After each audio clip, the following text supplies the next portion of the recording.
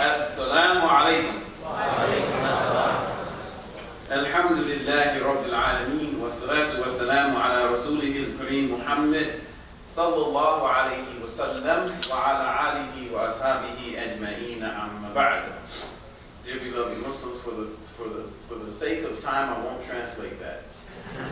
But if you don't know Arabic, talk to me afterwards and I can give you a translation. But peace be upon you. I want to begin by reading a verse from the Quran, and I want everyone to make a note of this verse. It's in chapter 4, verse 135.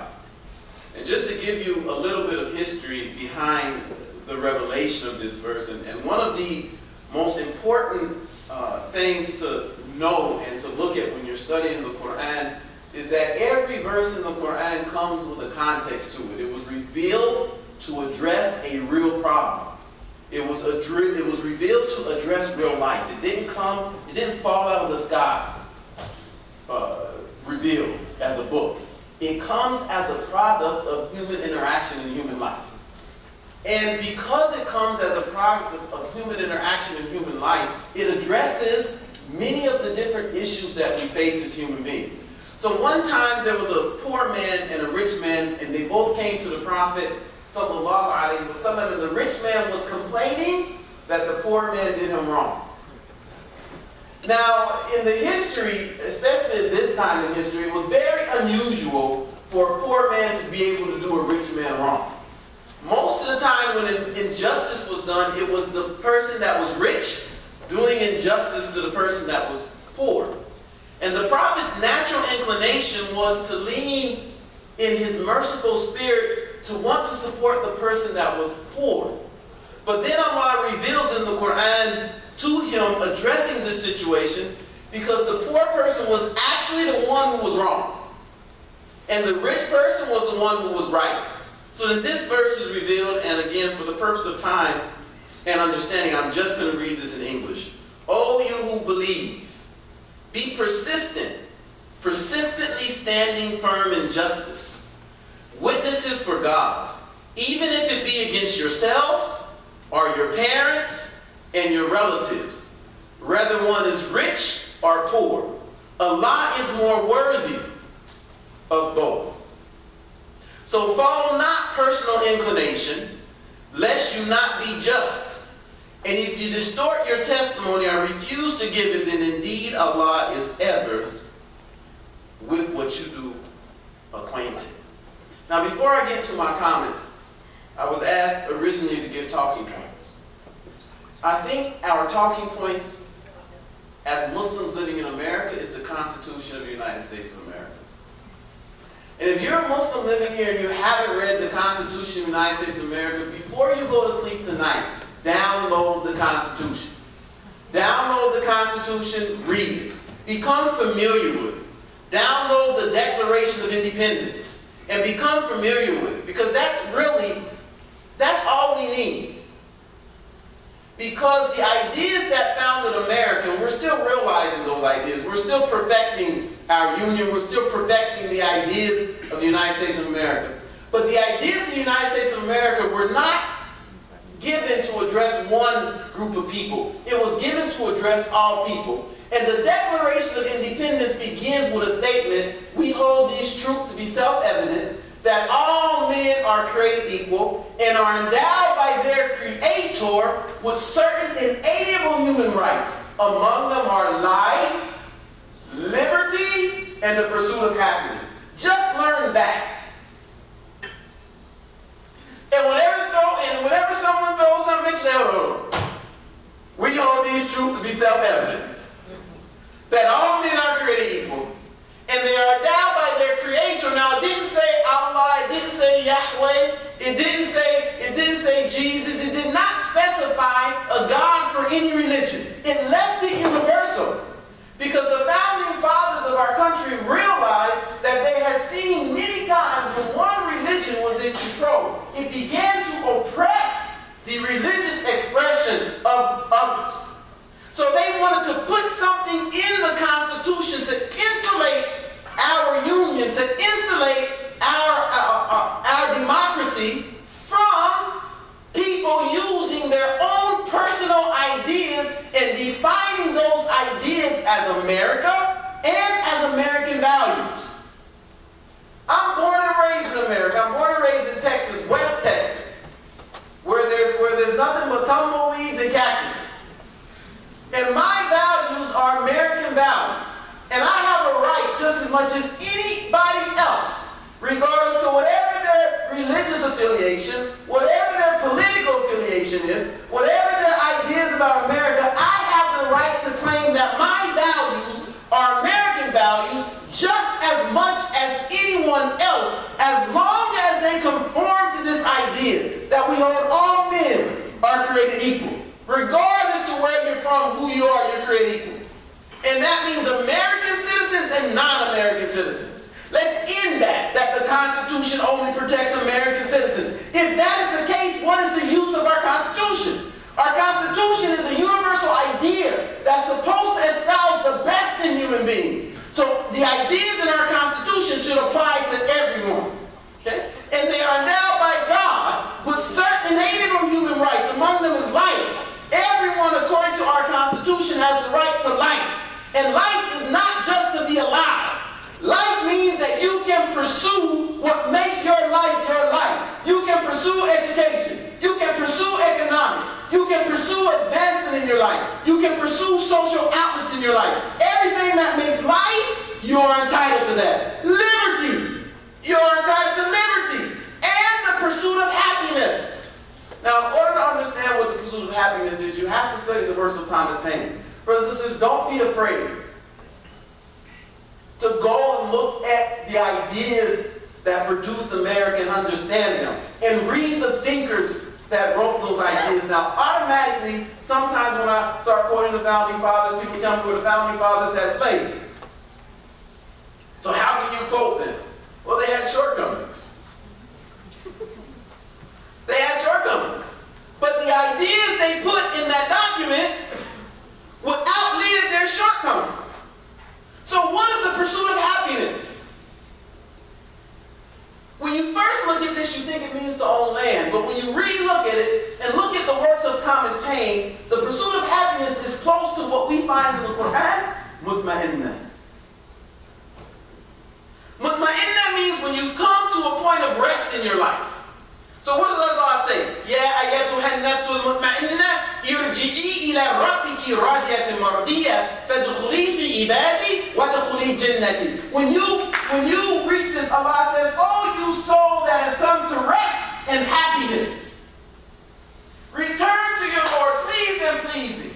Enter with my service, enter into my paradise." So the pursuit of happiness is not to party and be merry. The pursuit of happiness is not to go out on a Sunday afternoon drive. The pursuit of happiness is for your soul to evolve to a point that you're completely satisfied with yourself. Now tell me any place that contradicts anything in our religion. Tell me any place that even deviates from the great ideas that were espoused by our Prophet Muhammad sallallahu alaihi wasallam in the Quran. Now, we have to be witnesses to justice. Whether it's against ourselves, our families, our relatives, or whoever, including other Muslims or people who present themselves to the world as Muslims. Brothers and sisters, we have to stop letting others frame the conversation. And we have to grab the conversation and frame it ourselves. If I allow you to frame the conversation, then I set up the rules for the debate. Now I'll tell you who's a wizard, is Sean Hannity. He is a wizard. He is. Although I disagree with him politically, he's a whiz at setting up the rules for the debate and cornering you and making you say something. And he's a skillful at it, right? But if I let you define the conversation, then I define everything according to the way you define it. But I say no, stand firm for truth. Regardless of if anyone calls themselves Muslim, Christian, Jew, disbeliever, whatever. If they are being unjust, you and I have to stand up and say they're unjust. If they are committing atrocities, you and I have to stand up and say they are committing atrocities. If they are doing things that disrespect basic human rights, you and I have to be in the forefront, whoever they are, of saying they insult human rights. Now, brothers and sisters, the story of blacks in this country, the stories of African Americans in this country, let you know the potential of America. 50 years ago, I couldn't go to any college that I wanted to go to. 100 years ago, I may not have even been allowed to read. 150 years ago, my ancestors were slaves. Okay? But America grew out of that. Right? America grew to what we know it to be today. Okay?